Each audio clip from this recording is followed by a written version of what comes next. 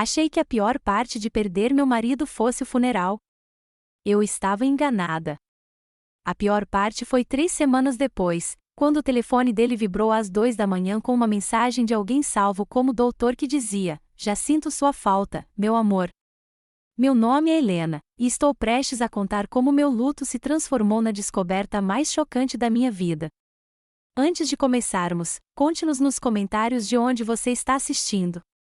Não se esqueça de curtir, compartilhar e se inscrever para mais histórias impactantes. Sabe aquele momento em que o seu mundo inteiro gira em torno de si? Quando tudo que você acredita ser verdade de repente parece areia movediça sob seus pés. Foi exatamente isso que aconteceu comigo às 2h17 da manhã de uma terça-feira de março. Eu estava deitado na cama, agarrado ao travesseiro do David como se fosse um salva-vidas, quando ouvi aquele zumbido familiar do iPhone dele carregando no que costumava ser o lado dele da mesa de cabeceira. Durante 3 semanas, deixei o celular dele exatamente onde ele o deixará na manhã em que morreu. Eu não suportava tocá-lo. Não suportava encarar a iminência de desligá-lo para sempre. Era como se o estivesse apagando completamente. Mas naquela noite, algo me fez pegá-lo. Talvez fosse o som cortando o silêncio sufocante da nossa casa vazia. Ou talvez fosse a esperança desesperada de que, de alguma forma, impossivelmente, pudesse ser ele. A tela iluminou meu quarto escuro com um brilho azulado assustador.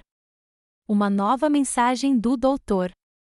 Meu coração parou por um instante, pois pensei que pudesse ser o Dr. Martinez, o cardiologista do David, talvez enviando algum tipo de mensagem de condolências ou aviso de cobrança final. Consultórios médicos podem ser tão impessoais às vezes, não é mesmo? Mas quando abri a mensagem, as palavras na tela não faziam o menor sentido. Já sinto sua falta, meu amor. A cama parece tão vazia sem você. Fico esperando você entrar pela porta com esse seu sorriso torto. Como vou conseguir continuar sem você? Li uma vez, depois 2, depois uma terceira. Cada palavra me atingiu como um golpe físico. Minhas mãos começaram a tremer tão violentamente que quase deixei o celular cair. Minha visão ficou turva e, por um momento, pensei que eu mesma pudesse estar tendo um ataque cardíaco. O quarto começou a girar e tive que me agarrar à beirada do criado mudo para não cair. Isso não podia ser real. Tinha que ser algum tipo de engano, alguma piada cruel. Ou talvez eu estivesse finalmente tendo aquele colapso mental completo com que todos estavam preocupados. Porque médicos não mandam mensagens assim. Médicos não falam sobre camas vazias, sorrisos tortos e seguir em frente sem ninguém. Médicos mandam lembretes de consultas, resultados de exames e formulários de seguro, mas amantes sim. Fiquei ali sentada, de pijama de flanela, aquele mesmo que o David costumava usar para me provocar, olhando para aquela mensagem que estava reescrevendo tudo o que eu achava que sabia sobre o meu marido de 32 anos. O homem que me fazia panquecas todos os domingos de manhã. O homem que ainda abria as portas do carro para mim. O homem que chorava durante comerciais sobre cachorros encontrando o caminho de casa. O homem que eu havia enterrado 3 semanas atrás, acreditando que conhecia cada centímetro do seu coração.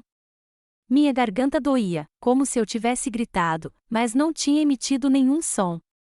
A casa continuava em silêncio absoluto, exceto pelo zumbido da geladeira antiga na cozinha e pelo relógio de pêndulo no corredor, marcando o tempo em um mundo que tinha acabado de perder o sentido. Percorri o histórico de mensagens com os dedos trêmulos. E o que encontrei lá me assombraria por meses. Mensagem após mensagem, voltando meses, entre meu falecido marido e alguém que se autodenominava doutor. Mensagens que não tinham nada a ver com medicina e tudo a ver com um caso de amor que acontecia bem debaixo do meu nariz enquanto eu me preocupava com os níveis de colesterol dele e o lembrava de tomar o remédio para a pressão. Foi aí que eu soube que minha verdadeira história estava apenas começando. Antes de contar sobre o pesadelo que se desenrolou, preciso que você entenda o que eu pensava que tinha. Porque não se pode realmente compreender a profundidade da traição sem primeiro conhecer a beleza do que eu acreditava ser real. David e eu nos conhecemos quando eu tinha 26 anos e ele 29. Eu era uma bibliotecária tímida que usava cardigans e prendia o cabelo num coque eterno. E ele era um trabalhador da construção civil com um ar rústico e bonito que cheirava a serragem e loção pós-barba. Ele vinha à biblioteca todas as terças e quintas-feiras, supostamente para ler revistas de construção. Mas eu o peguei me observando mais de uma vez. Quando ele finalmente criou coragem para me convidar para sair, estava tão nervoso que derrubou uma vitrine inteira de romances. Eu aceitei antes mesmo que ele pudesse terminar de me convidar. Nossa vida juntos era maravilhosamente normal. Todos os domingos de manhã, durante 32 anos, David acordava antes de mim e fazia panquecas do zero. Não as de caixa, mas as de verdade, com farinha, ovos e leitelho. Ele queimava a primeira fornada quase todas as vezes, xingando baixinho enquanto eu fingia ainda estar dormindo, sorrindo secretamente para o meu travesseiro. Então ele me trazia café na cama, preto com 2 cubos de açúcar, na caneca azul lascada que eu tinha desde a faculdade.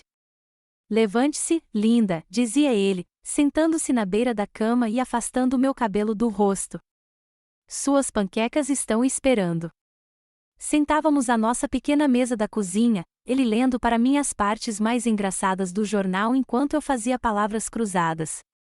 Ele tinha o péssimo hábito de inventar notícias falsas só para ver se eu estava prestando atenção. Escuta só, Helena. Um homem em Ohio descobre que seu peixinho dourado de estimação é, na verdade, um tubarãozinho.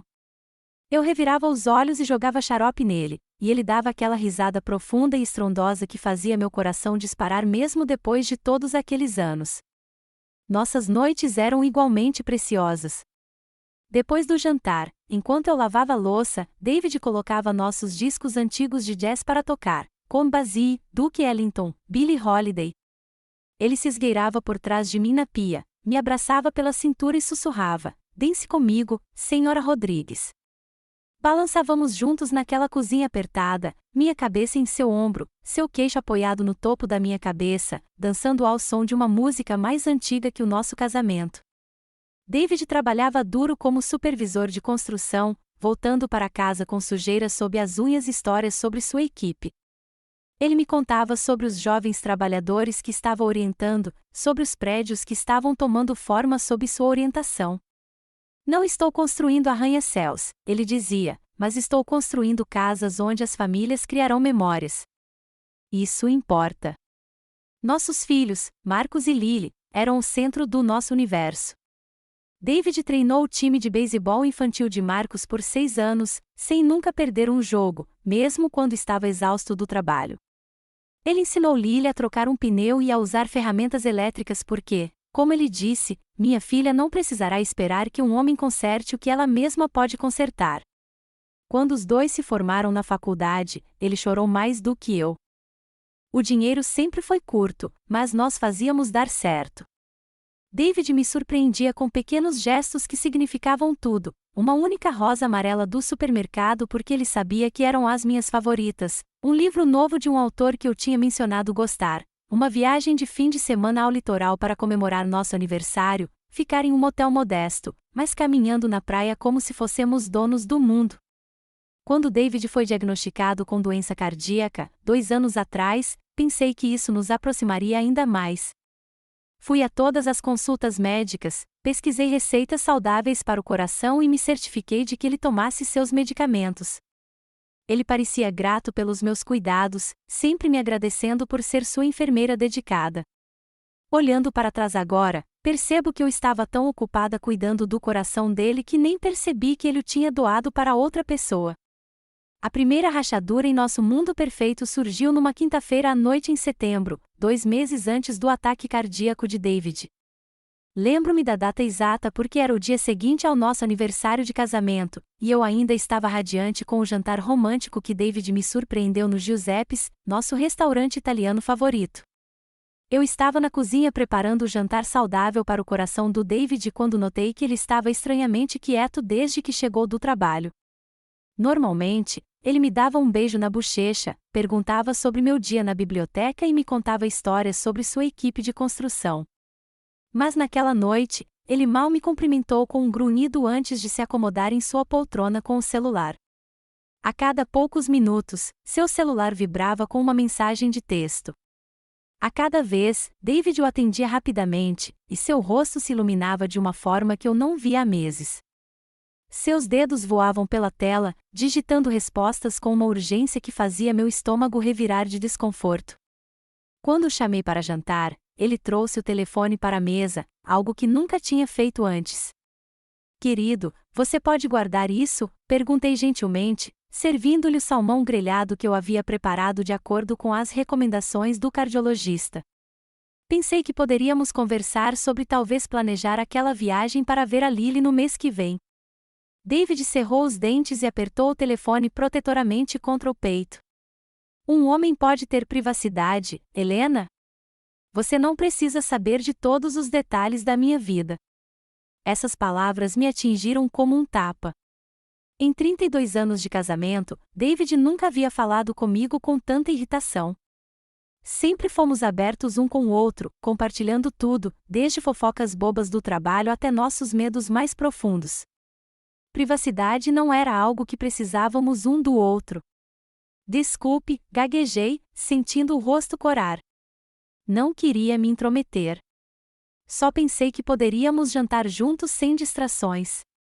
O celular de David vibrou novamente, e sua atenção imediatamente se voltou para a tela. Observei sua expressão se suavizar enquanto ele lia a mensagem que acabará de chegar.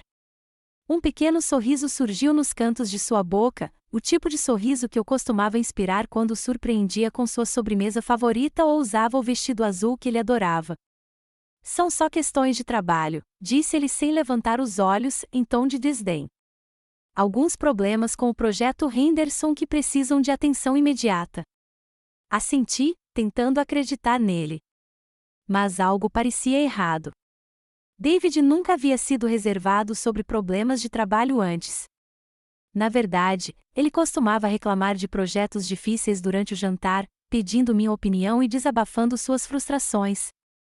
Esse comportamento protetor era completamente estranho ao homem com quem eu havia me casado. Durante o jantar, seu telefone continuou vibrando. A cada vez, David dava uma olhada rápida, seus olhos se alternando entre mim e a tela, como se temesse que eu pudesse ver algo que não deveria.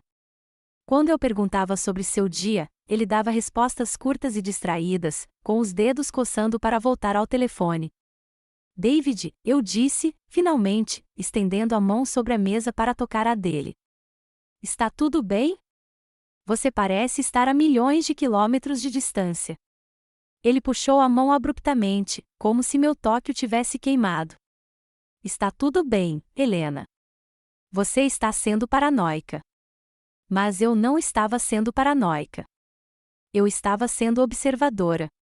E o que observei foi meu marido, com quem estou casado há 32 anos, tratando o celular como um tesouro que ele precisava proteger da própria esposa. Depois do jantar, David pediu licença para o que chamou de caminhada noturna para ajudar na digestão. Ele nunca havia feito caminhadas noturnas antes, mas seu cardiologista havia recomendado exercícios leves, então não questionei. O que notei foi que ele levou o celular, algo que nunca havia feito em nossas caminhadas anteriores juntos. Ele ficou fora por mais de 1 hora. Quando voltou, seu celular estava mudo e ele parecia mais relaxado do que estivera o dia todo. Mas quando perguntei como tinha sido sua caminhada, ele apenas deu de ombros e disse: bem. Só precisava de um pouco de ar. Naquela noite, deitada na cama, não consegui me livrar da sensação de que algo havia mudado entre nós. Mas afastei a dúvida, dizendo a mim mesma que estava sendo boba. Afinal, aquele era David, meu marido dedicado, que me fazia panquecas todos os domingos e ainda dançava comigo na cozinha. Como eu poderia saber que as caminhadas noturnas se tornariam sua nova rotina e que seu celular aos poucos se tornaria mais importante para ele do que nossas conversas? Nas semanas seguintes, o comportamento estranho de David se tornou nosso novo normal, embora eu tentasse desesperadamente me convencer de que era temporário. O homem que antes mal podia esperar para voltar para casa, agora parecia ver nossa casa como um ponto de parada entre sua vida real e o que quer que estivesse consumindo sua atenção naquele celular. Nossa tradição de panquecas nas manhãs de domingo foi a primeira vítima. No fim de semana seguinte à sua misteriosa mudança de humor, acordei e encontrei o David já vestido, com as chaves do carro na mão. Aonde você vai? Perguntei, ainda grogue e confusa. Você não vai fazer panquecas? Preciso dar uma olhada no projeto Riverside, disse ele, evitando meu olhar. A equipe deixou alguns equipamentos soltos e, com a previsão de chuva, não posso arriscar. Mas é domingo, David. Você nunca trabalha aos domingos. Ele suspirou profundamente, o som carregado de irritação. Helena, eu tenho responsabilidades. Nem tudo gira em torno de panquecas e palavras cruzadas. O tom indiferente em sua voz fez meu peito apertar. Ele nunca havia falado sobre nossas tradições com tanto desprezo antes. Aquelas manhãs de domingo não eram só sobre panquecas. Eram sobre nós, sobre a vida que construímos juntos. Mas, ao vê-lo sair, senti como se estivesse vendo um estranho sair de casa. Quando ele voltou, 3 horas depois, estava de um humor surpreendentemente bom, cantarolando enquanto preparava um sanduíche rápido. Mas quando sugeri que aproveitássemos o que restava do nosso domingo juntos, talvez dar uma volta até a feira livre como costumávamos fazer, ele disse que estava exausto e precisava descansar. Mas não estava cansado demais para passar a tarde mandando mensagens no celular. A dança na cozinha parou em seguida. Todas as noites, eu colocava nossos discos de jazz por hábito, esperando que David me abraçasse e me puxasse para perto como fazia há décadas. Em vez disso, ele tirava os olhos do celular, irritado. Você precisa tocar essa música tão alto? Perguntava. Estou tentando me concentrar. Concentrar-se em quê? Eu perguntava, genuinamente confusa. E-mails de trabalho, atualizações de projetos, coisas que você não entenderia. Coisas que você não entenderia. A frase doía mais a cada vez que ele a usava, o que se tornava cada vez mais frequente. David nunca me fez sentir idiota antes, nunca desprezou minha inteligência ou curiosidade. Agora, todas as minhas perguntas eram recebidas com condescendência. Quando tentei discutir suas consultas médicas, na esperança de reconectá-lo por meio da minha preocupação com sua saúde, ele ficou particularmente na defensiva. O Dr. Martinez mencionou alguma coisa sobre ajustar sua medicação? Perguntei certa noite, percebendo que ele estava tomando comprimidos que eu não reconhecia. Eu sei cuidar da minha própria saúde, Helena, ele retrucou, sem tirar os olhos do celular.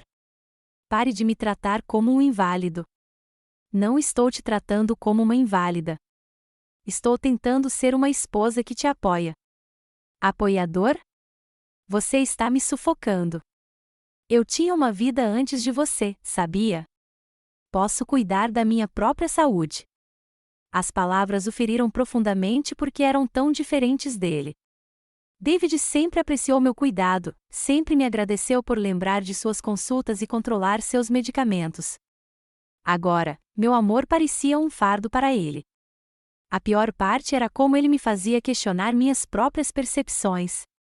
Quando eu mencionava que me sentia desconectada dele, ele suspirava fundo e dizia: Você está sendo dramática, Helena. Nem tudo gira em torno de você. Estou lidando com estresse no trabalho e problemas de saúde. Você pode me dar um pouco de espaço? Espaço.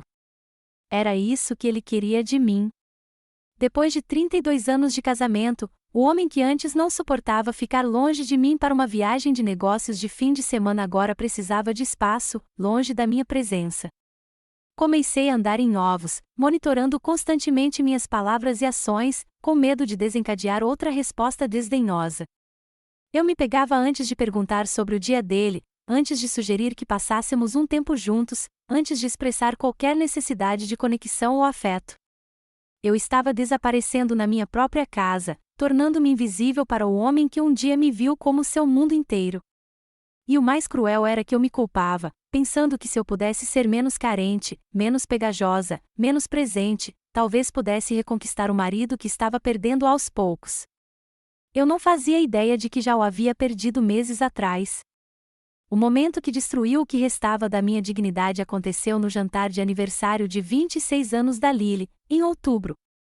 Tínhamos reservado uma mesa no Romanos, o aconchegante restaurante familiar onde celebrávamos cada marco durante anos. Marcos tinha vindo de Sacramento com a namorada, Jéssica, e Lily tinha tirado a noite de folga do seu trabalho de enfermagem.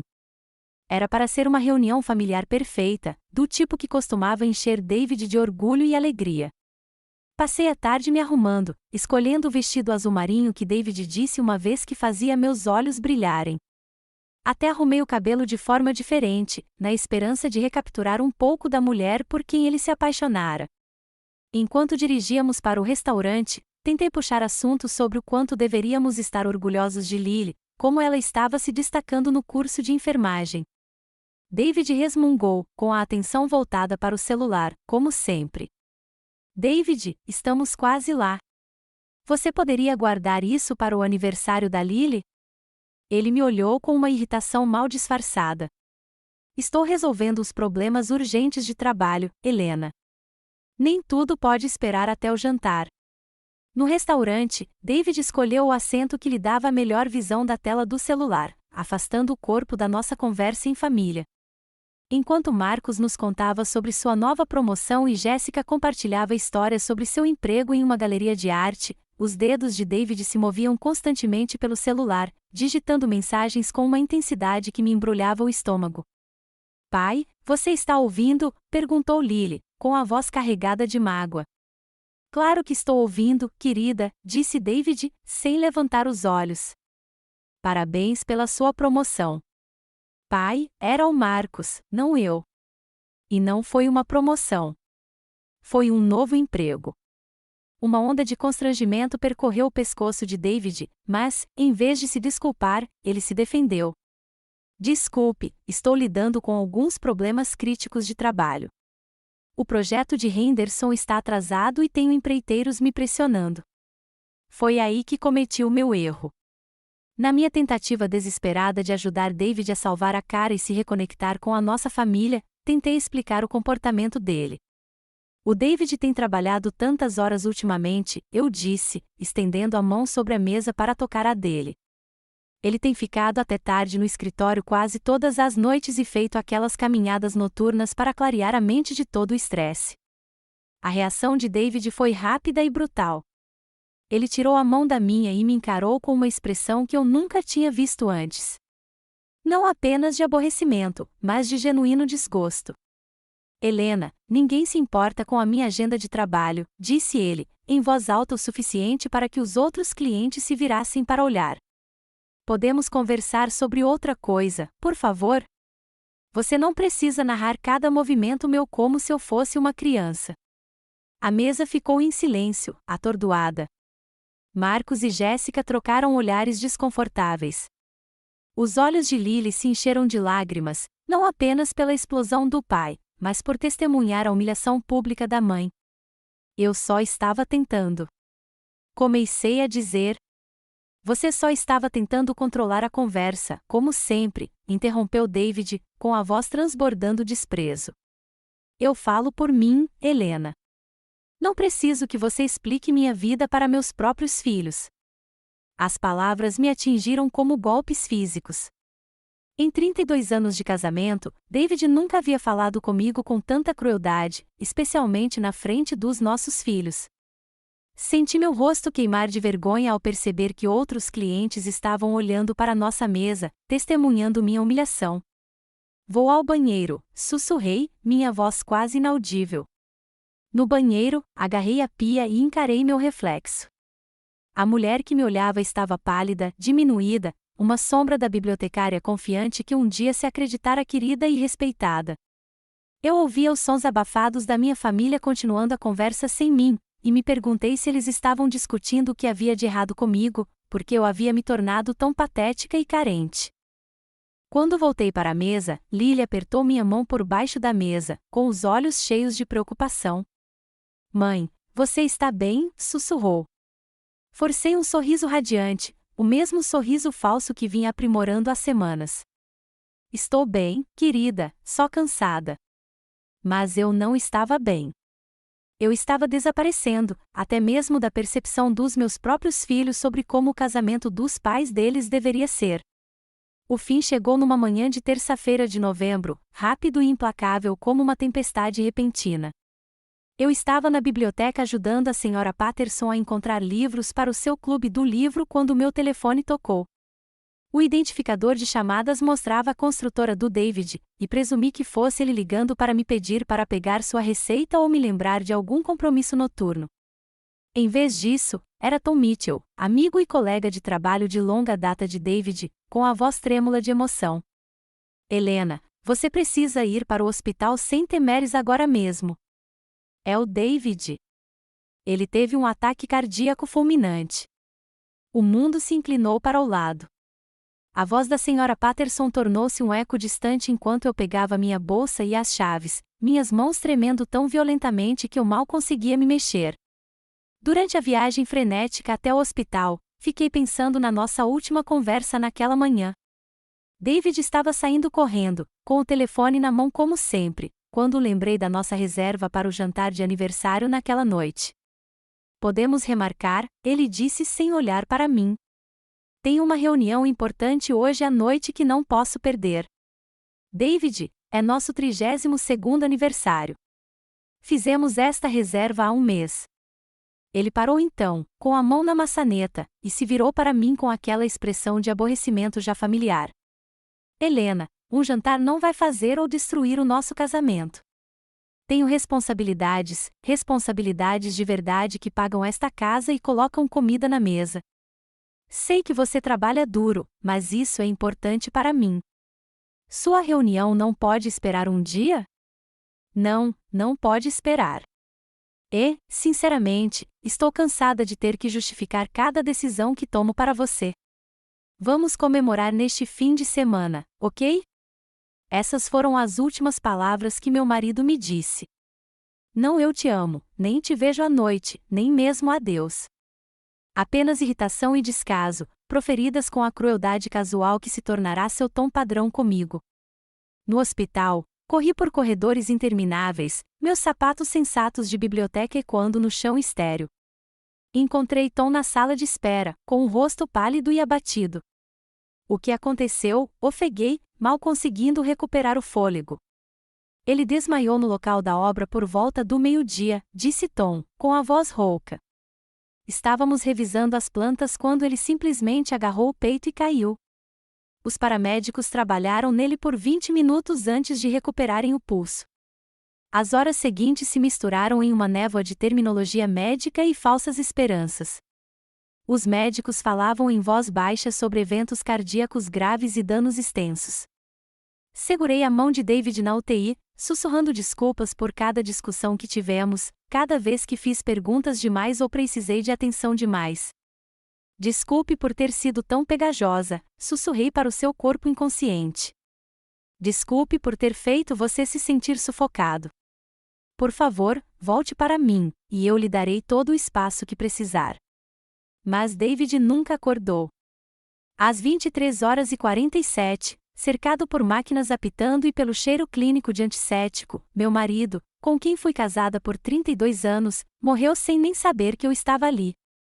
O funeral foi uma confusão de pratos e condolências. As pessoas não paravam de me dizer o quanto David me amava, como eu tinha sorte de ter tido um marido tão dedicado. Sorri e assenti, aceitando a compaixão, embora me sentindo uma fraude. Se David me amava tanto, por que passou seus últimos meses me tratando como um fardo indesejado? Depois que todos foram embora, sentei-me em nossa casa vazia, cercada por flores de condolências e comida intocada. O silêncio era ensurdecedor, quebrado apenas pelo tic-tac do nosso relógio de pêndulo e pelo zumbido da geladeira. Passeei por cômodos que pareciam um museu de uma vida que eu não tinha mais certeza se tinha sido real.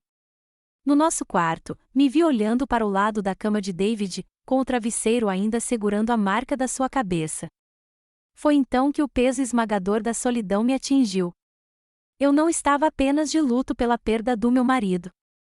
Eu estava de luto pela perda do homem que eu pensava que ele era, do casamento que eu pensava que tínhamos tido e da mulher que eu costumava ser antes de me tornar invisível na minha própria casa. Eu não fazia ideia de que minha verdadeira jornada estava apenas começando. Os dias após o funeral de David se transformaram em uma noite interminável de desespero. Tirei uma licença prolongada da biblioteca, alegando que precisava de tempo para cuidar dos seus assuntos. Mas a verdade era que eu mal conseguia funcionar. Me vestir era como escalar uma montanha. Tomar banho exigia uma energia que eu não possuía. Na maioria dos dias, eu não saía do quarto, vestindo as velhas camisas de flanela do David, que ainda guardavam vestígios de sua colônia misturada com serragem. A casa se tornou um túmulo de memórias que agora pareciam contaminadas. Cada canto guardava lembranças de tempos mais felizes nos quais eu não podia mais confiar. A cozinha onde dançávamos ao som de jazz agora parecia um palco onde eu, sem saber, desempenhar o papel de esposa devotada, enquanto o coração do meu marido pertencia a outra pessoa. A mesa de jantar, onde havíamos compartilhado milhares de refeições, agora parecia um lugar onde eu havia comido mentiras junto com o jantar. Margarete, minha irmã mais nova, se auto-intitulou meu anjo da guarda não oficial, aparecendo à minha porta com compras e gentis pedidos para que eu comesse alguma coisa, qualquer coisa. Ela me encontrava na cama às 14 horas, olhando para o teto, ainda com as mesmas roupas de 3 dias antes. Helena, você precisa comer, ela dizia, sentando-se na beira da minha cama com uma tigela de sopa. O David não ia querer que você definhasse assim. Como você sabe o que o David ia querer? Eu sussurrava, com a voz rouca de tanto chorar. Morei com ele por 32 anos e, aparentemente, nem o conhecia. A realidade financeira da viuvez me atingiu como uma segunda morte. O seguro de vida do David era menor do que eu imaginava e, com meu salário de meio período como bibliotecária, eu estava com dificuldades para pagar a hipoteca. Contas se acumulavam no balcão da cozinha, fechadas e intimidantes. Eu ficava ali sentado, olhando para eles, sentindo-me sobrecarregado pelo simples ato de assinar cheques e equilibrar contas que David sempre cuidou. Comecei a conversar com a fotografia de David no criado mudo, e minha dor assumiu o tom da loucura. Por que você me deixou assim? Eu perguntava ao seu rosto sorridente, o mesmo do nosso 20º aniversário, quando ele me surpreendeu com uma escapadinha de fim de semana. Eu era mesmo tão horrível de se conviver? Eu era tão sufocante que você teve que encontrar outra pessoa para respirar? O silêncio que me respondia era ensurdecedor. O sono tornou-se meu inimigo. Eu ficava acordado à noite, com a mente fervilhando de perguntas que jamais seriam respondidas. Durante o dia, eu caía em um estupor de exaustão, acordando desorientado e mais cansado do que antes. Parei de atender o telefone, deixando amigos e familiares preocupados deixarem mensagens de voz cada vez mais preocupadas, que eu não suportava responder. O cheiro da comida me dava náuseas. O gosto de qualquer coisa me lembrava das refeições compartilhadas com David, da rotina doméstica que tinha sido o meu mundo. Perdi 7 quilos em um mês, com as roupas largas no meu corpo encolhido. Quando me vi refletido no espelho do banheiro, mal reconheci o estranho de olhos fundos que me encarava. Até tarefas simples se tornavam intransponíveis.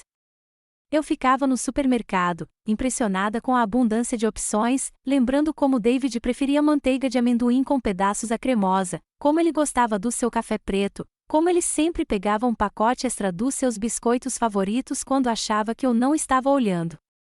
Eu abandonava meu carrinho e fugia, voltando para casa de mãos vazias para comer biscoitos e beber água.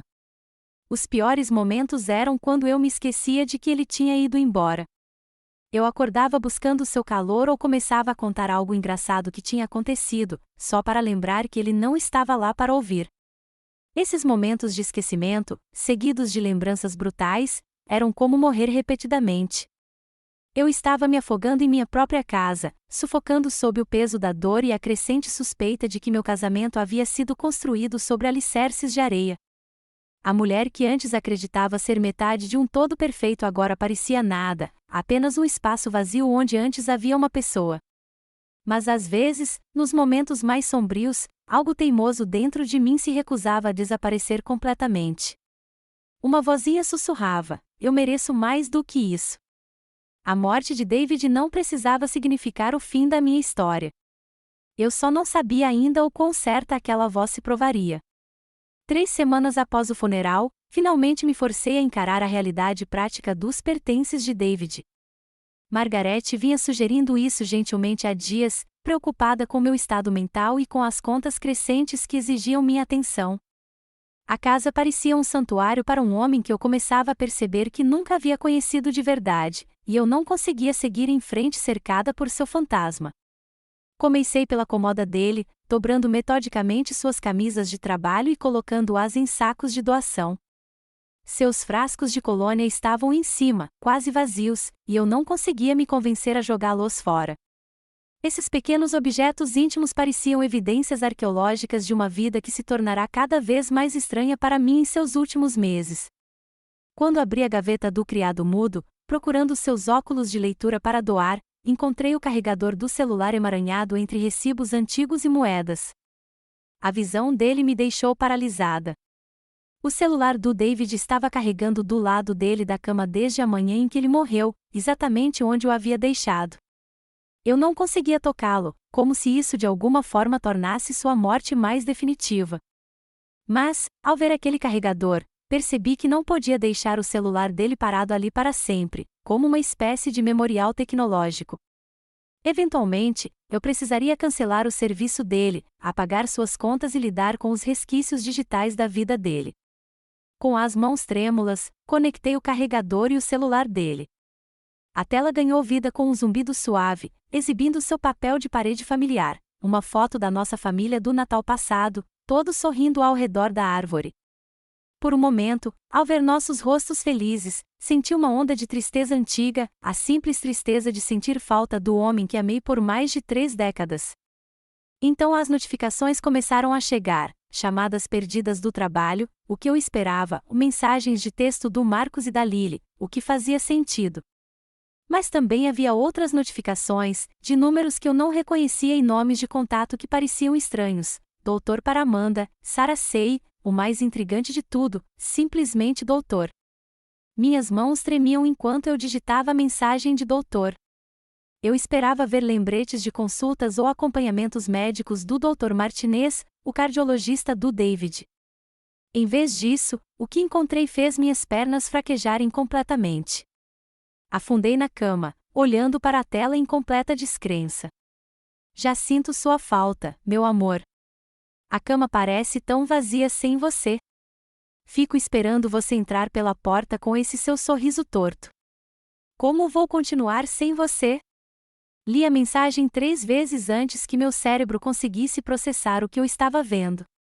A data e hora mostravam que ela havia sido enviada poucas horas depois da morte de David, enquanto eu estava sentado na sala de espera do hospital, assinando papéis e cuidando dos preparativos do funeral.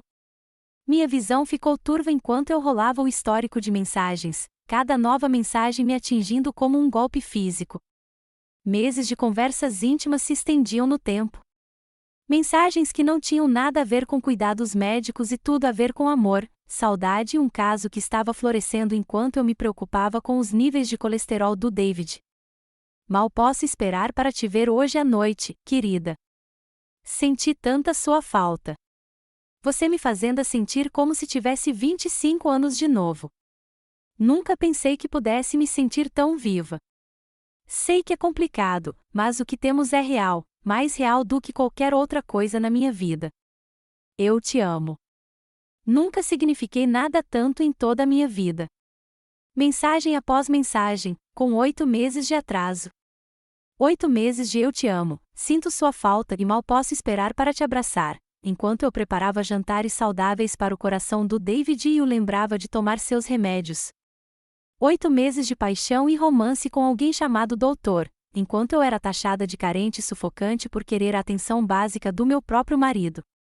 O telefone escorregou das minhas mãos e caiu ruidosamente no chão. Curvei-me, sentindo que ia vomitar enquanto toda a dimensão da traição de David me desabava. Não era apenas um caso. Era uma vida dupla completa, uma história de amor que se desenrolava em segredo enquanto eu era escalada para o papel da esposa alheia e indesejada do meu próprio casamento. Cada comentário desdenhoso, cada pedido de espaço, cada passeio noturno agora fazia um sentido terrível. David não estava se afastando de mim por causa de estresse ou doença.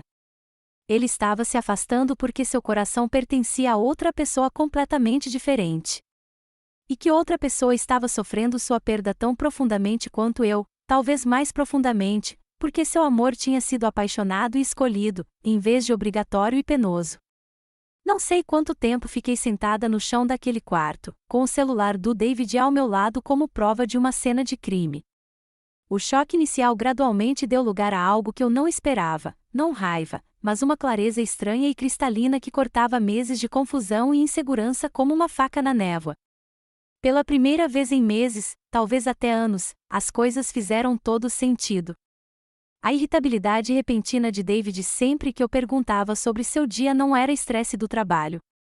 Era culpa e frustração por ter que manter uma fachada comigo quando sua verdadeira energia emocional estava sendo gasta em outro lugar.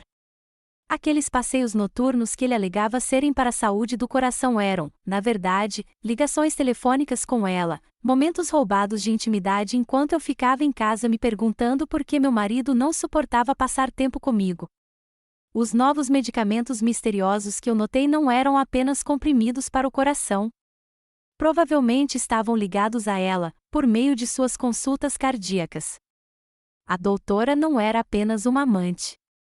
Ela era literalmente sua médica, alguém com acesso profissional a ele, alguém que poderia justificar o contato regular sem levantar suspeitas. Peguei o celular dele novamente, com as mãos mais firmes agora, e continuei navegando pelo histórico de conversas. Cada mensagem revelava mais camadas do relacionamento que eu desconhecia. Eles tinham piadas internas. Compartilhavam detalhes íntimos sobre seus dias.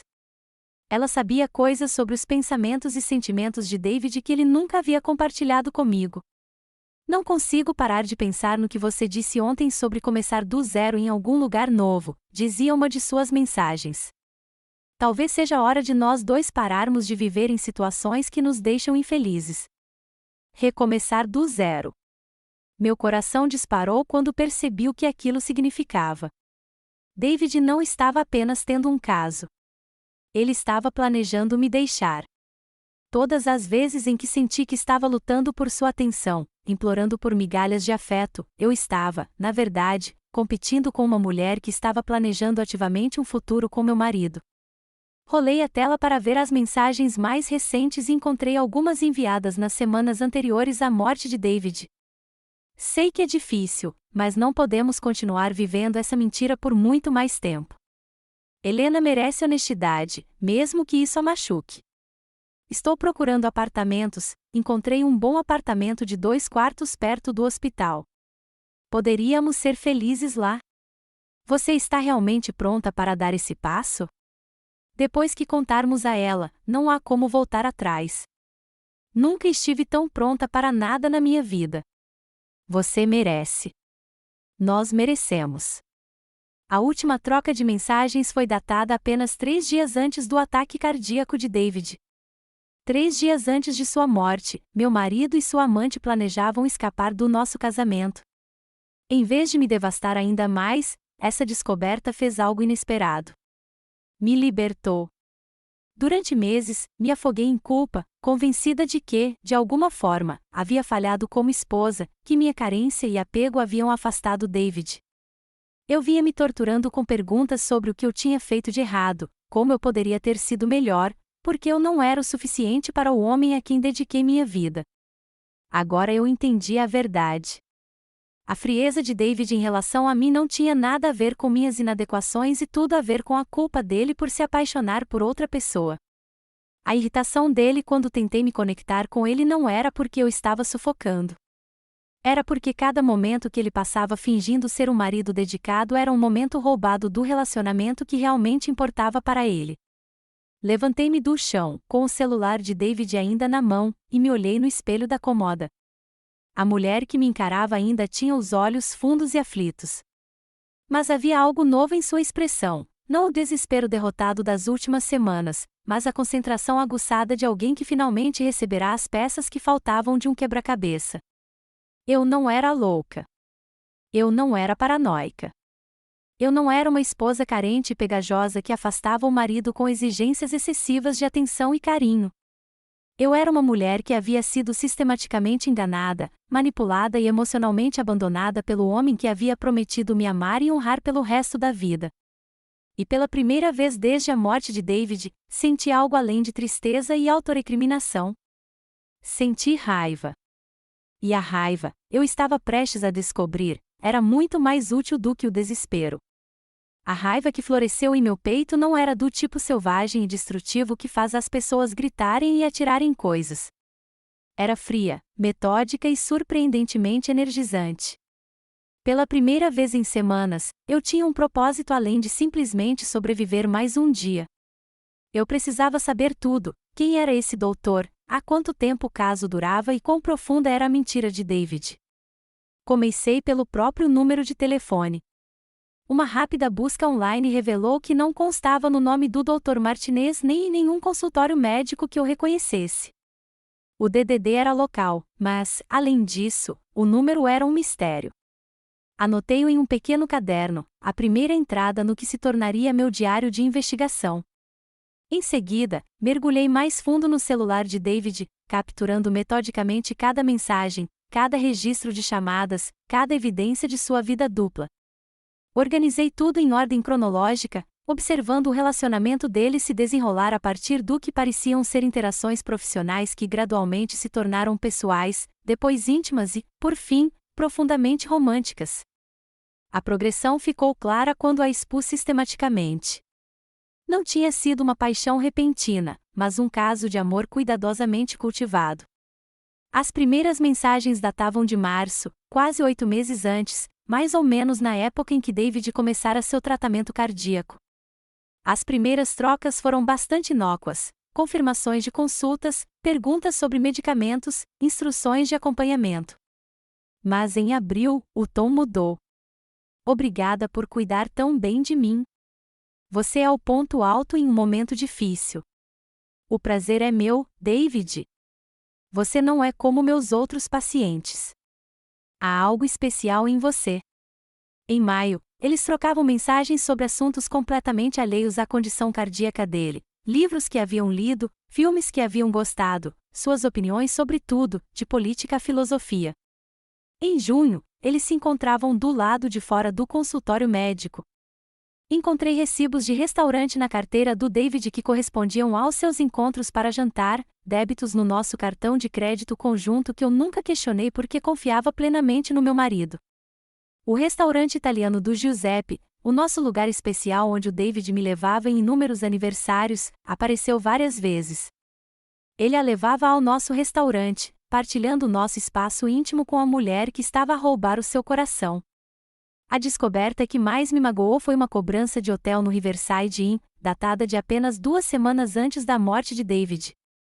Enquanto eu estava em casa planejando uma comemoração discreta para o nosso aniversário, David passou a noite com outra mulher, criando memórias que não tinham nada a ver comigo. Imprimi tudo e organizei em pastas com a precisão metódica que aprendi durante meus anos como bibliotecária, evidências de ligações, mensagens, transações financeiras, inconsistências de cronograma. Cruzei a agenda de trabalho de David com suas mensagens de texto, confirmando o que eu já suspeitava. Aquelas madrugadas no escritório tinham sido mentiras elaboradas. Mas não contei a ninguém sobre minhas descobertas. Nem a Margarete, que continuava me visitando diariamente, preocupada com meu isolamento prolongado. Nem ao Marcos nem a Lily, que ligavam regularmente para se certificar de que eu estava comendo e dormindo. Pelo que sabiam, eu era apenas uma viúva em luto, remexendo lentamente nos pertences do marido. Passei de carro pelos canteiros de obras de David durante o horário de almoço, confirmando detalhes com seus colegas de trabalho sob o pretexto de resolver seus últimos assuntos. Tom Mitchell, amigo de longa data de David, sem saber, forneceu informações cruciais. David andava saindo muito cedo ultimamente, disse-me, com uma expressão compassiva. Disse que tinha consultas médicas. Todos nós imaginamos que era por causa do seu problema cardíaco. Consultas médicas que duravam até altas horas da noite. Consultas médicas que exigiam estadias em hotéis. Consultas médicas que faziam meu marido voltar para casa com um cheiro de perfume desconhecido e com uma aparência mais relaxada do que há meses. A mulher que passará 3 semanas mal conseguindo sair da cama se fora, substituída por alguém com foco a laser e paciência infinita. Eu ainda não estava pronta para confrontar ninguém. Precisava de mais informações primeiro. Precisava entender exatamente com quem estava lidando e o que David havia prometido a ela sobre o futuro deles juntos. O mais importante é que eu precisava saber se ela ao menos percebia que o homem por quem ela se apaixonou era casado com alguém que havia dedicado 32 anos de sua vida a amá-lo. A coleta metódica de evidências tornou-se minha tábua de salvação, me tirando da dor paralisante e me levando a uma ação proposital. Cada nova informação parecia uma armadura que eu construía silenciosamente, me preparando para um confronto que eu ainda não conseguia imaginar, mas sabia que era inevitável. Minha investigação assumiu a precisão metódica de um detetive construindo um caso. Cada dia trazia novas revelações que pintavam um quadro cada vez mais claro da vida secreta de David. E a cada descoberta, eu sentia o equilíbrio de poder se alterando de maneiras que eu nunca havia experimentado antes. A descoberta veio quando decidi pesquisar a misteriosa doutora de forma mais sistemática. Usando o número de telefone, cruzei-o com diretórios médicos locais e listas de funcionários de hospitais. Depois de horas de busca, encontrei a doutora Sarah Shane, cardiologista do Hospital St. Mary's, o mesmo hospital onde David recebia tratamento cardíaco e, ironicamente, o mesmo hospital onde ele faleceu. A foto profissional da doutora Shane mostrava uma bela mulher de 40 e poucos anos, com olhos gentis e um sorriso confiante. Suas credenciais eram impressionantes, formada pela Johns Hopkins, com fellowship em cardiologia intervencionista e diversas premiações por seu atendimento a pacientes. Ela não era uma mulher qualquer que David conhecera em um bar. Era uma profissional talentosa que havia violado todos os limites éticos de sua profissão ao se envolver romanticamente com seu paciente. Munida da identidade dela, comecei a investigar mais a fundo. A doutora Shane era divorciada, estava divorciada havia 3 anos, segundo registros públicos, e não tinha filhos. Ela morava em um condomínio de luxo a cerca de 20 minutos da nossa casa, perto o suficiente para que David a visitasse facilmente durante seus supostos passeios noturnos. Encontrei seus perfis nas redes sociais, contas profissionais cuidadosamente selecionadas que revelavam um pouco sobre sua vida pessoal. Mas havia pistas sutis, fotos recentes em restaurantes que reconheci dos extratos do cartão de crédito de David, uma foto dela lendo um livro que David havia mencionado querer ler meses atrás, uma foto de férias de um fim de semana em que David alegou que estava visitando o irmão em Portland. A evidência mais contundente veio do histórico de buscas de David, que eu finalmente criei coragem para examinar. Minhas mãos tremiam enquanto eu percorria meses de anúncios de apartamentos de 1 e 2 quartos perto do hospital, consultas com advogados de divórcio, artigos sobre como contar à sua esposa que você está indo embora, discussões em fóruns sobre recomeçar depois de 30 anos de casamento. David vinha planejando sua estratégia de saída há meses. Enquanto eu preparava seus pratos favoritos e o lembrava de tomar seus remédios, ele pesquisava como desmantelar nossa vida juntos com o mínimo de impacto financeiro para si mesmo. Mas a descoberta mais reveladora foi um rascunho de e-mail que encontrei em suas mensagens não enviadas, datado de apenas uma semana antes de sua morte. Helena, quando você ler isto, eu já terei partido. Sei que isso vai te machucar e sinto muito por isso, mas não posso continuar vivendo uma mentira. Encontrei alguém que me faz sentir viva novamente, alguém que me entende de maneiras que eu nunca imaginei serem possíveis. Sarah e eu vamos começar do zero juntos. Já consultei um advogado sobre a divisão de nossos bens. Você será cuidada financeiramente, mas preciso que você entenda que este casamento acabou para mim há muito tempo.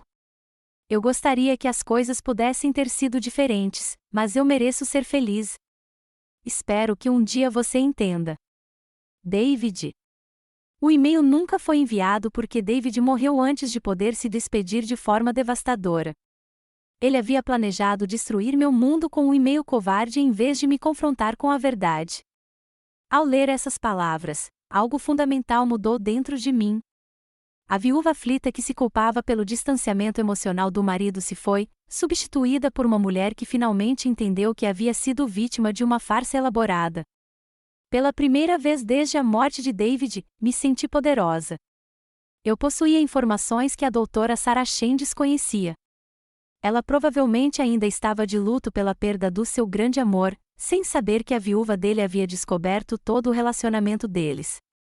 Ela provavelmente presumiu que seu segredo estava seguro, que a morte de David havia enterrado o caso deles junto com ele. Mas eu sabia de tudo. Eu tinha provas do relacionamento deles, evidências dos planos de David de me deixar, documentação das violações éticas dela como profissional médica. A mulher que se sentia invisível e impotente em seu próprio casamento agora tinha todas as cartas na manga. A questão era: o que eu faria com eles? Após 2 semanas de investigação silenciosa, finalmente cheguei ao momento que tanto temia e ansiava. Sentada na cozinha, com o número de telefone da doutora Sarah Chen escrito num pedaço de papel à minha frente, senti-me surpreendentemente calma. A mulher trêmula e insegura que descobrira aquelas primeiras mensagens de texto havia desaparecido, substituída por alguém que precisava de respostas mais do que temia a verdade. Liguei para o número às 15 horas de uma quinta-feira, sabendo pelo site do hospital que a doutora Chen normalmente terminava suas rondas por volta do meio da tarde. O telefone tocou 3 vezes antes que uma voz familiar atendesse, familiar porque eu a ouvirá durante as consultas médicas de David, embora nunca tivesse prestado muita atenção nela naquela época. Doutora Chen falando, sua voz era profissional, mas calorosa, o mesmo tom que ela provavelmente usou quando começou a tratar meu marido. Por um momento, quase perdi a coragem, quase desliguei como um adolescente passando trote. Mas a imagem do e-mail não enviado de David fortaleceu minha determinação. Doutora Chen, aqui é Helena Rodrigues, esposa de David Rodrigues. Acho que precisamos conversar. O silêncio que se seguiu foi tão completo que me perguntei se a ligação havia caído. Quando ela finalmente falou, sua voz era quase um sussurro, toda a compostura profissional perdida. Você não deveria ter me encontrado. Essas 6 palavras confirmaram tudo o que eu suspeitava e muito mais. Não houve nenhum David Kim, confuso ou questionamento profissional sobre seus cuidados médicos. Houve apenas a resposta apavorada de uma mulher que foi pega em um segredo. Ela nunca esperara ser exposta. Mas eu te encontrei, respondi, surpresa com a firmeza da minha voz. E agora vamos ter uma conversa. Tem uma cafeteria chamada Miller's Café na Rua Oak. Você conhece? Helena, eu não acho que. 1 hora, doutora Chen. Se o senhor não aparecer, farei alguns telefonemas muito interessantes para o Conselho de Ética do hospital amanhã de manhã. Acho que eles ficariam fascinados em saber mais sobre sua abordagem única ao atendimento ao paciente. Desliguei antes que ela pudesse responder, com o coração batendo forte numa mistura de medo e euforia. Pela primeira vez em meses, fui eu quem definiu os termos, controlou a conversa, exigiu respostas em vez de ser dispensada e ignorada. O Miller's Café era um território neutro, um lugar pequeno e familiar onde eu nunca tinha estado com David. Cheguei 15 minutos antes, escolhendo uma mesa de canto onde poderíamos conversar em particular. Quando a doutora Chen entrou, eu a reconheci imediatamente pelas fotos profissionais, embora ela parecesse menor e mais vulnerável pessoalmente, com sua confiança habitual substituída por uma ansiedade evidente. Ela se aproximou da minha mesa hesitante, como se eu pudesse explodir a qualquer momento. Helena, por favor. Sente-se, eu disse, gesticulando para a cadeira à minha frente. Obrigada por vir. A doutora Chen sentou-se cuidadosamente, com as mãos firmemente cruzadas sobre o colo. De perto, eu podia ver por que David se sentirá atraído por ela. Ela era inegavelmente linda, com uma inteligência nos olhos que revelava suas realizações profissionais. Mas hoje, aqueles olhos estavam cheios de culpa e medo. Quero que você saiba, ela começou, com a voz levemente trêmula, que David e eu nunca quisemos que isso acontecesse. Começou apenas como uma preocupação profissional com a saúde dele. Mas com o tempo. Com o tempo, você se apaixonou pelo meu marido, interrompi calmamente. Sim, eu sei. Li suas mensagens, doutora Chen. Todas elas, de 8 meses atrás. O rosto dela empalideceu. Você leu nosso. Cada mensagem, cada declaração de amor, cada plano que vocês fizeram para o futuro juntos.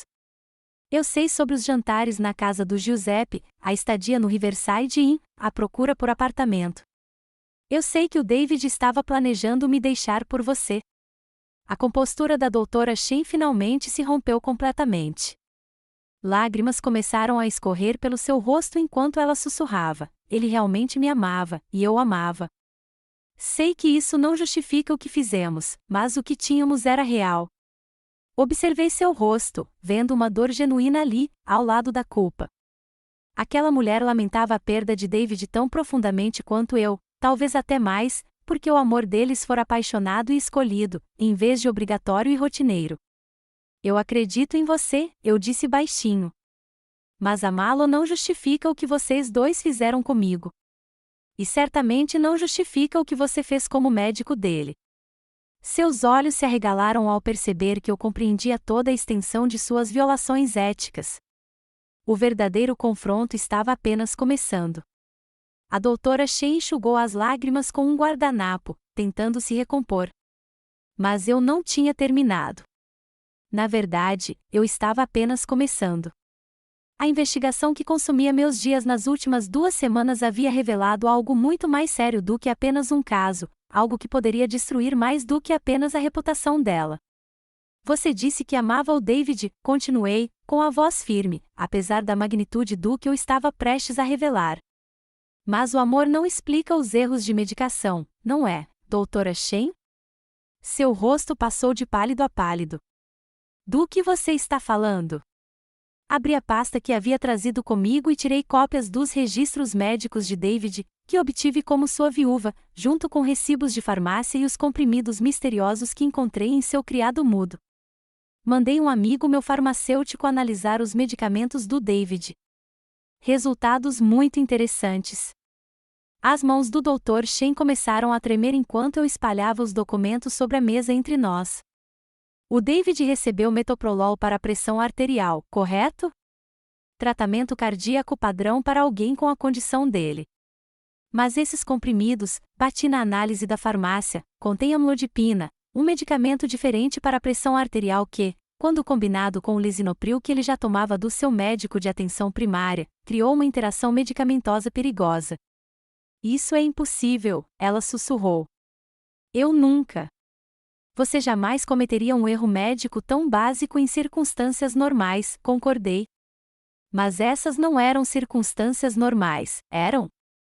Você estava emocionalmente comprometido, distraído, mais focado no seu relacionamento amoroso com o paciente do que em lhe fornecer os devidos cuidados médicos. Ipsovi pegou outro documento, uma linha do tempo que eu havia construído meticulosamente. A troca de medicação aconteceu em setembro, bem na época em que suas mensagens de texto ficaram particularmente intensas. O David mencionou que se sentia tonto e cansado nas mensagens que te enviou, continuei. Reclamou de se sentir mal fisicamente. Você disse a ele que era só estresse, que o amor o curaria. Muito romântico, mas um remédio terrível. A doutora Shen olhou fixamente para as evidências espalhadas diante dela, enquanto seu mundo profissional desmoronava em tempo real. A interação que você está descrevendo, ela gaguejou, pode causar eventos cardíacos súbitos em pacientes com problemas cardíacos pré-existentes, concluí. Sim, eu fiz minha pesquisa. A combinação desses 2 medicamentos em um homem com o perfil cardíaco de David aumentou significativamente o risco dele sofrer exatamente o tipo de ataque cardíaco fulminante que o matou. A cafeteria pareceu desaparecer ao nosso redor. A doutora Shen parecia prestes a desmaiar, com o rosto completamente descolorido. Você está dizendo que meu erro. Estou dizendo que sua negligência, causada pelo seu relacionamento inadequado com seu paciente, pode ter contribuído diretamente para a morte do meu marido. Inclinei-me para a frente, minha voz quase sussurrando. A senhora não roubou apenas o coração do meu marido, doutora Shen. Sua incompetência pode tê-lo impedido completamente. Não, ela respirou fundo, balançando a cabeça freneticamente. Não, isso não pode estar certo. Eu verifiquei os medicamentos dele. Fui cuidadosa. Eu nunca. Os registros da farmácia não mentem. Os avisos de interação medicamentosa não mentem. E o relatório da autópsia de David, do qual também tenho cópias, mostra uma pressão arterial perigosamente baixa no momento do evento cardíaco, exatamente o que seria de se esperar de alguém que toma medicamentos incompatíveis para a pressão arterial. Recolhi os documentos na minha pasta com precisão deliberada. Já consultei um advogado especializado em negligência médica. Também preparei uma queixa detalhada para o Conselho de Ética do hospital e para o Conselho Estadual de Licenciamento Médico. Sua carreira acabou, Doutora Shen. A única questão agora é se haverá acusações criminais. Ela soluçava abertamente agora, sua imagem profissional cuidadosamente construída completamente destruída. O que você quer de mim? Quero que você entenda que ações têm consequências, eu disse, levantando-me da cadeira. Você achou que poderia construir sua felicidade sobre as ruínas do meu casamento, mas, em vez disso, pode ter construído sobre o túmulo do David. Enquanto eu caminhava em direção à porta do café, ouvi-a gritar desesperadamente atrás de mim: Helena, por favor, podemos resolver isso. Eu posso consertar isso de algum jeito. Parei na porta, olhando para a mulher destruída que um dia parecerá tão confiante e poderosa. A única coisa que consertaria isso, Doutora Shen, é trazer David de volta, e nós duas sabemos que isso é impossível. O equilíbrio de poder havia mudado completamente. Eu não era mais a esposa enlutada e abandonada. Eu era a mulher que tinha o futuro da doutora Sarah Shen em suas mãos. 3 dias após meu confronto com o Dr. Shen, minha compostura cuidadosamente mantida foi testada de uma forma inesperada. Eu estava sentado na cozinha, revisando os documentos legais que meu advogado havia preparado para o caso de negligência médica, quando Lily chegou sem avisar, usando sua chave para entrar. Mãe, precisamos conversar, disse ela, com um tom de voz que eu nunca tinha ouvido antes, não a preocupação gentil das últimas semanas, mas algo mais duro, mais confrontador. Atrás dela, Marcos entrou, com um rosto sério de preocupação. Meus filhos, que tinham sido minha fonte de conforto durante toda essa provação, agora me olhavam como se eu fosse uma estranha com quem precisavam lidar com cuidado. Do que se trata? Perguntei, embora suspeitasse que já soubesse. Soubemos da sua reunião com a doutora Shen, disse Marcos, acomodando-se na cadeira à minha frente. Ela ligou para cá ontem à noite, completamente histérica, implorando para que falássemos com você sobre uma ação judicial que você está ameaçando. A traição me atingiu como um golpe físico. A mulher que for amante do meu marido, que potencialmente causará a morte dele por negligência, agora violava a paz dos meus filhos, arrastando-os para o nosso conflito. Ela ligou para você? Perguntei, com a voz cuidadosamente controlada. Mãe, ela chorava tanto que mal conseguíamos entendê-la, disse Lily, sentada ao lado do irmão. Ela ficava dizendo que sentia muito, que nunca quis que o papai se machucasse, que ia perder tudo por causa de algum mal-entendido sobre os medicamentos dele. Mal-entendido, repeti categoricamente. Marcos se inclinou para a frente, com uma expressão suplicante. Mãe, o papai se foi. Nada que você fizer com essa mulher vai trazê-lo de volta. Você precisa deixar isso para lá e seguir em frente. Essa obsessão em investigar a morte dele não é saudável. Obsessão. A palavra me magoou porque ecoava a caracterização do Dr. Shen sobre minha busca pela verdade. É isso que você pensa que é? Como você chamaria isso de outra forma? Perguntou Lily gentilmente. Você ficou isolada por semanas, mexendo nas coisas do papai, fazendo acusações contra o médico dele. Estamos preocupadas com você. Muito preocupadas. Olhei para meus filhos, meus lindos e carinhosos filhos, que ainda acreditavam que seu pai tinha sido o marido dedicado que cresceram observando.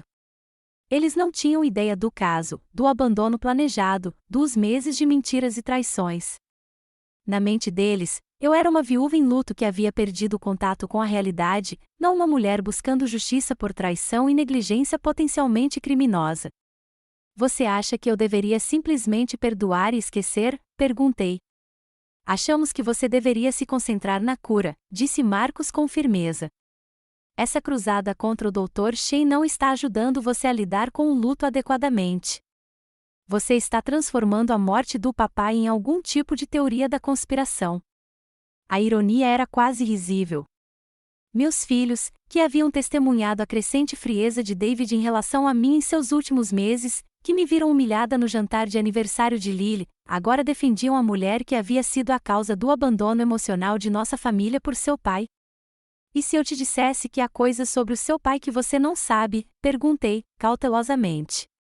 Coisas que podem mudar a sua visão desta situação. Tipo o quê? Desafiou Lily. Mãe, você é casada com o papai há 32 anos. Nós o conhecemos a vida toda. O que você poderia ter descoberto para justificar destruir a carreira de uma mulher inocente? Inocente. Eles viam a doutora Shen como inocente, o que significava que me viam como agressora, a viúva instável atacando alvos aleatórios em sua dor. A doutora Shen ligou porque está desesperada, eu disse finalmente. Ela sabe o que fez e espera que meus próprios filhos me convençam a protegê-la das consequências de suas ações. As ações dela? A voz de Marco se elevou de frustração. Mãe, ela era a médica do papai? Ela tentou ajudá-lo. Como isso é culpa dela? Olhei para meus filhos, esses adultos que ainda viam um mundo em termos simples de bem e mal, que não conseguiam imaginar que seu amado pai fosse capaz de enganar ou que um profissional médico pudesse ter deixado sentimentos pessoais comprometer seu julgamento. Eu amo vocês dois, eu disse baixinho. Mas não estou fazendo isso por vingança. Estou fazendo isso porque é certo, e não preciso da sua permissão ou aprovação para buscar justiça pelo que foi feito a mim, potencialmente, ao seu pai. O silêncio que se seguiu foi carregado de decepção e confusão. Meus filhos tinham vindo para cá esperando resgatar a mãe de seus próprios impulsos destrutivos. Em vez disso, estavam descobrindo que a mulher que pensavam conhecer, a mãe complacente e pacificadora que sempre priorizara a harmonia familiar acima de tudo, não existia mais. 6 meses depois, eu estava na cozinha da minha nova casa à beira-mar, com a luz do sol entrando pelas janelas com vista para o Pacífico. O ritual matinal era diferente agora, nada de panquecas para dois, nada de palavras cruzadas compartilhadas tomando café, nada de fingir que tudo estava perfeito quando não estava. Em vez disso, preparei uma única xícara de chá e observei as ondas quebrando contra as rochas abaixo, encontrando paz na solidão honesta. O processo judicial havia sido concluído 3 semanas antes. A doutora Sarah Shen havia perdido sua licença médica, enfrentado penalidades financeiras significativas devido ao acordo por negligência médica e provavelmente nunca mais exerceria a medicina. O hospital havia se acomodado discretamente para evitar a publicidade de um julgamento que exporia sua falha em monitorar o relacionamento inadequado de um médico com um paciente. A justiça, no fim das contas, foi menos dramática do que eu imaginava, principalmente burocracia, honorários advocatícios e a lenta lentidão da responsabilização institucional. Mas a verdadeira vitória não estava na destruição profissional da doutora Shen. Estava na mulher que eu havia me tornado através do processo de exigir a verdade e me recusar a aceitar as mentiras confortáveis que todos, incluindo meus próprios filhos, queriam que eu abraçasse. Marcos e Lily gradualmente passaram a entender, se não aprovar, minhas escolhas. Acabei mostrando a eles evidências suficientes do caso extraconjugal de David para ajudá-los a compreender porque eu não podia simplesmente lamentar e seguir em frente como se ele tivesse sido um marido fiel. A revelação destruiu a imagem idealizada que eles tinham do pai, mas também os ajudou a me ver como algo mais do que uma viúva em luto que havia perdido o juízo. Estou orgulhosa de você, mãe, disse Lily durante nosso último telefonema. Eu não entendi no começo, mas você estava certa em lutar pela verdade. Papai fez suas escolhas, e o Dr. Shen também. Você não deveria ter pago o preço por ambas. A casa que David e eu dividimos por 3 décadas foi vendida rapidamente, permitindo-me quitar a hipoteca e comprar esta pequena casa de campo à vista. Voltei a trabalhar na biblioteca, encontrando conforto no ritmo familiar de ajudar as pessoas a encontrar as informações de que precisavam. Meus colegas me tratavam com uma mistura de respeito e cautela, sem saber o que pensar da bibliotecária discreta que havia enfrentado a classe médica e vencido. Margaret me visitava com frequência, maravilhada com a transformação da irmã mais velha. Sabe, disse ela em sua última visita, passei tantos anos me preocupando com você, achando que você era dependente demais de David, disposta demais a se rebaixar para o conforto dele. Nunca imaginei que você tivesse tanta força. Nem eu. A mulher que antes media seu valor pela aprovação do marido agora tomava decisões com base em sua própria bússola moral. A mulher que havia desaparecido em seu casamento emergiu dos destroços mais ela mesma do que jamais fora. Guardei uma foto do David na minha lareira, não do nosso casamento ou aniversário, mas do início do nosso casamento, quando éramos jovens, esperançosos e honestos um com o outro. Eu não o odiava mais, mas também não o romantizava. Ele era um homem que fizera escolhas que magoaram as pessoas, inclusive a si mesmo. Sua morte foi trágica, mas também me libertou de uma vida construída sobre alicerces cada vez mais instáveis. Em noites tranquilas, às vezes eu colocava para tocar os velhos discos de jazz que costumávamos dançar. Mas agora eu dançava sozinho, acompanhando a música sem precisar de mais ninguém para completar o ritmo. Aprendi que dançar sozinho não era solitário. Era honesto. Era real. Era suficiente. Ao terminar meu chá da manhã e me preparar para mais um dia, vi meu reflexo na janela da cozinha. A mulher que me olhava tinha cabelos grisalhos e rugas ao redor dos olhos, evidência de tudo que havia sobrevivido. Mas seu olhar era claro e firme, sem nenhuma expressão de desculpas ou questionamento. Ela era uma mulher que amou completamente, foi completamente traída e descobriu que seu valor nunca dependeu do reconhecimento de ninguém. Ela estava, finalmente, completa.